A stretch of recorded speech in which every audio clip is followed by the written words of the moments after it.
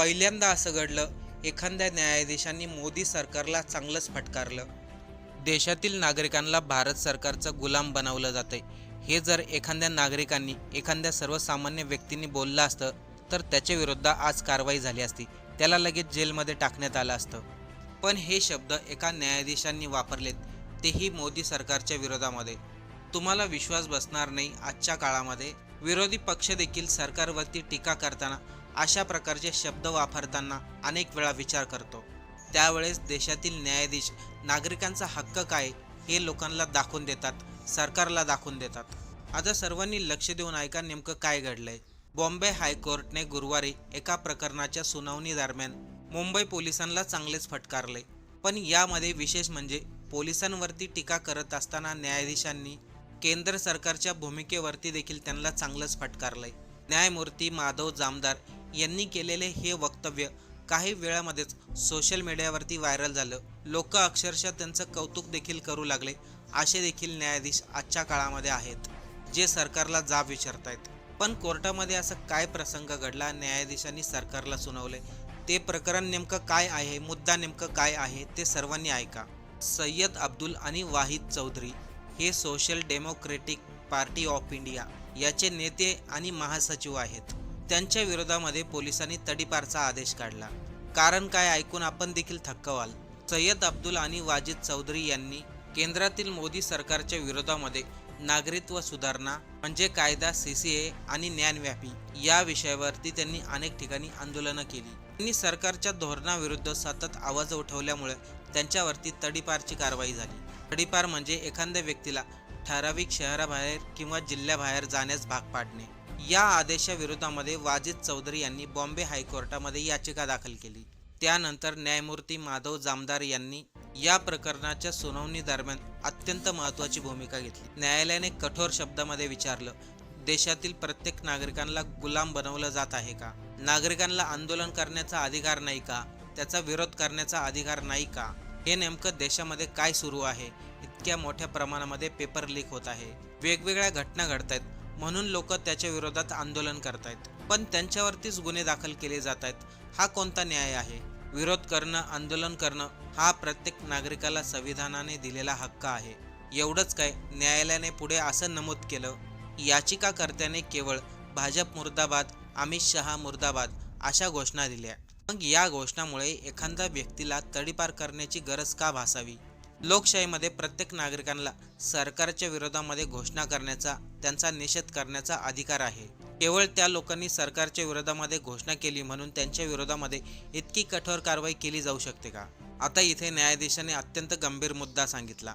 आंदोलन करणे, सरकारवरती टीका करणे, सरकारचा निषेध करणे हा लोकशाही व्यवस्थेचा अविभाज्य भाग मानला जातो. याच पार्श्वभूमीवरती न्यायालयाने पोलिसांच्या भूमिकेवरती देखील प्रश्न उपस्थित केले.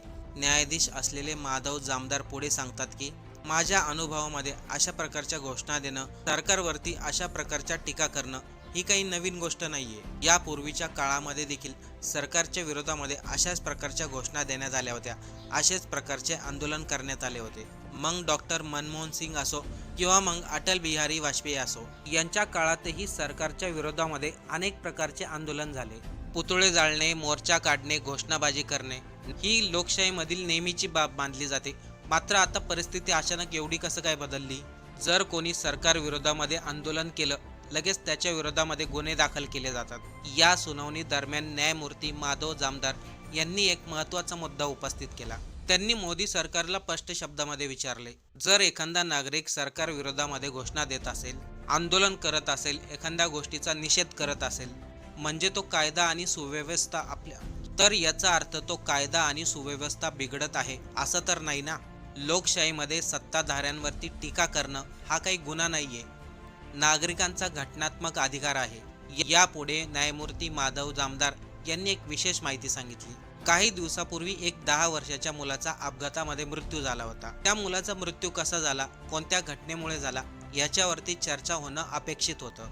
पण त्या मुलाच्या मृत्यूवरती कोणतीही चर्चा झाली नाही.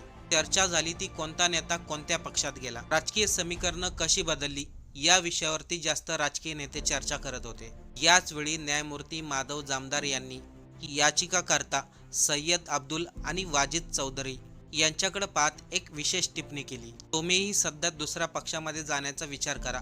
सध्या महाराष्ट्रामध्ये हा विषय खूप ट्रेंडिंगमध्ये आहे. तुमच्यावरती काही FIR असतील तर ते पूर्णपणे पुसली जातील, कारण की तिथे एक वॉशिंग मशीन आहे. न्यायालयामधील हे विधान काही क्षणामध्ये सोशल मीडियावरती व्हायरल झालं, कारण की वॉशिंग मशीन हा शब्द गेल्या काही वर्षभरापासून राजकारणामध्ये मोठ्या प्रमाणामध्ये वापरला जातोय. यानंतर न्यायमूर्ती माधव जामदार म्हणतात, विरोधी पक्षामधील नेत्यांवरती तपास यंत्रणेच्या वेगवेगळ्या कारवाई केल्या जातात आणि तेच नेते जेव्हा सत्ताधारी पक्षामध्ये जातात तेव्हा त्यांच्यावरती ज्या कारवाया चाललेल्या असतात त्या पूर्णपणे थांबवल्या जातात. पहिल्यांदा असं एखाद्या न्यायाधीशांनी सत्य मांडलं, तेही मोदी सरकारच्या विरोधामध्ये.